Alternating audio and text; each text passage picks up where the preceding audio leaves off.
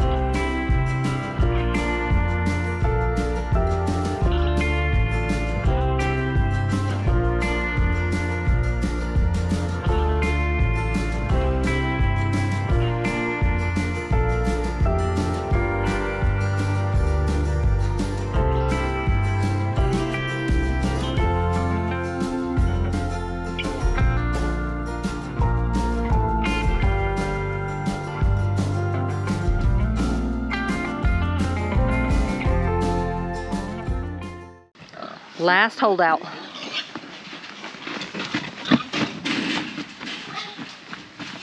Good job, good job.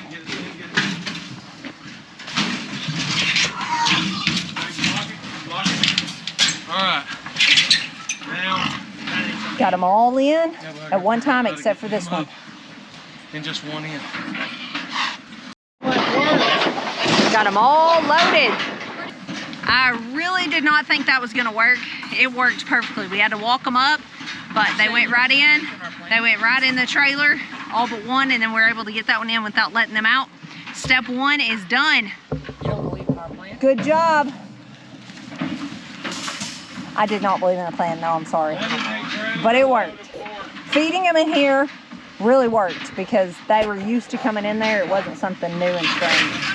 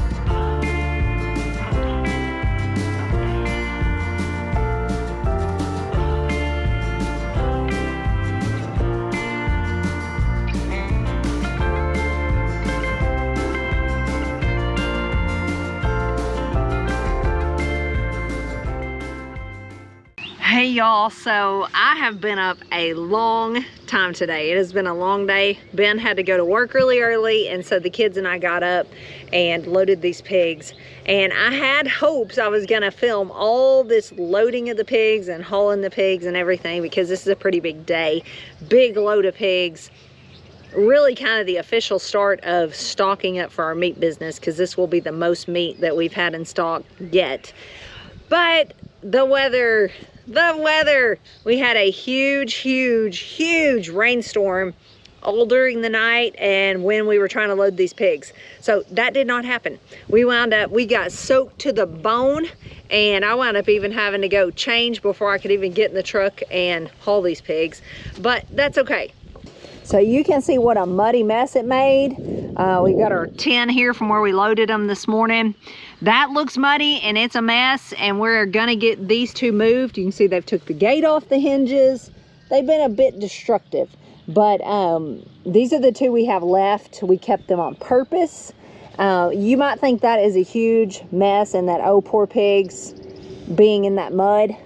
But honestly, the last couple days, it's been blazing sunny and hot here, and I would rather them be wet and in the mud, because they prefer that. That doesn't bother them at all. They like it, than in the hot sunshine. The first day we put them in here, about 10 minutes later, we were out here just having to drench them down with water, because they're not used to just being out in the sun. So that rain actually was a big blessing.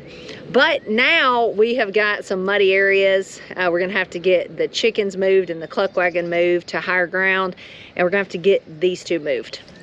So we kept this girl. She was, we thought, the best looking one of the females of the crosses that we bought from the show pig farm. We're gonna cross her in with our old spots and hopefully have some really good pigs. And then we kept this female old spot. She is supposed to be going to Jess and Jeremiah's over at Roots and Refuge. So there's a pig swap in the works there. Y'all will be seeing more about that. So these two girls are about to get moved in the next couple days to greener pastures. I'm not sure if the pig swap's happening, and we won't let the old spot out yet until they come get her. But we're definitely moving this girl back to the house. She's gonna get bred and have her first round of piglets here this fall.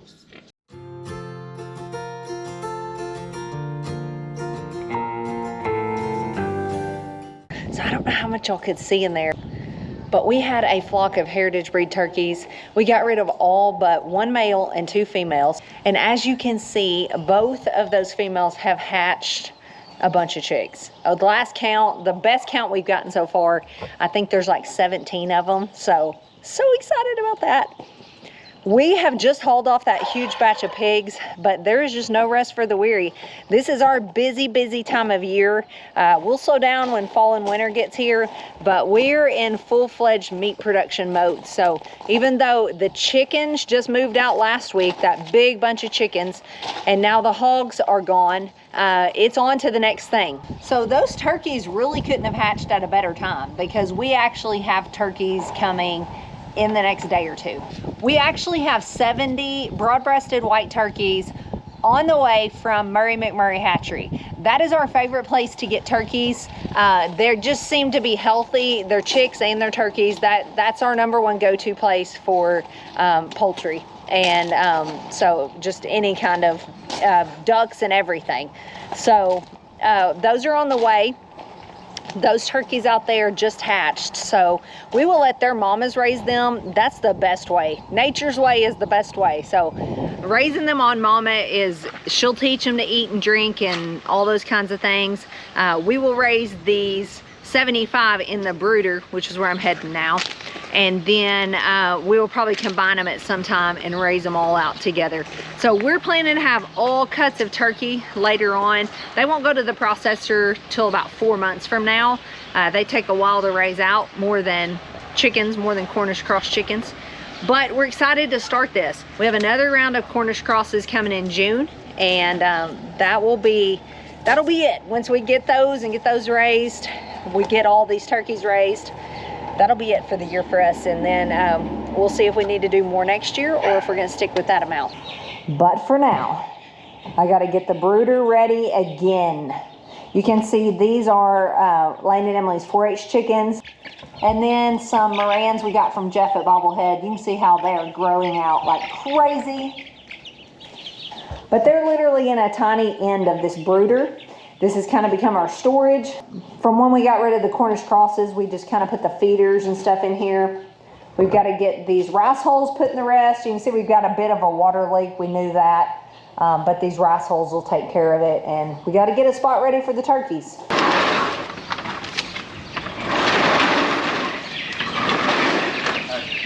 Move that. Take the weight out of it. You on the count of 1, 2, 3, you're gonna push. 1, 2, 3. 1, 2, 3. You're pushing 2, 3. 1, 2, 2.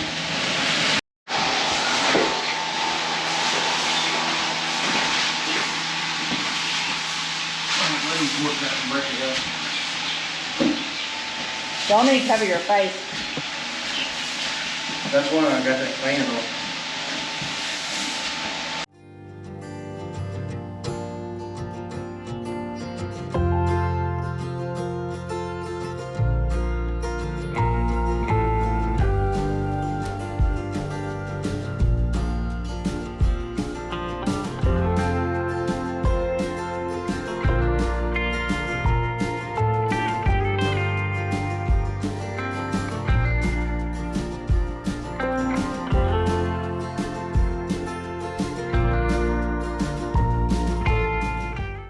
Okay, so after this torrential downpour that we've had this morning, now me and Lane are having to move the chickens because, as you can tell, it is very muddy.